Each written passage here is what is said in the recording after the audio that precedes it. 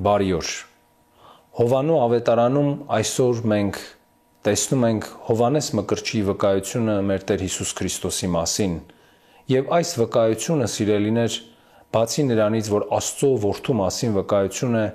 այլև վկայություն է հենց իր Հովհաննես Մկրտչի խոնարհության։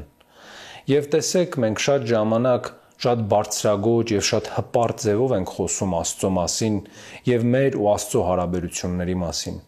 Եվ Հովհաննես Մկրտիչը մեզ սովորեցնում է, որ Աստված նախ եւ առաջ հայտնում է իրեն խոնարհ սրտերին, եւ սրա համար էր մեր Տեր Հիսուս Քրիստոս իր հրաշափառ հարությունից հետո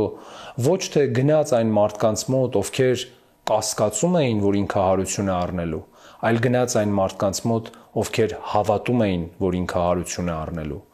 Մենք էլ, սիրելիներ, այս երկընտրանքի առջև ենք՝ կասկածելու թե հավատալու, եւ եթե կասկածում ենք, ուրեմն արդեն իսկ փակում ենք ճանապարհը մեր ու Աստծո շփման։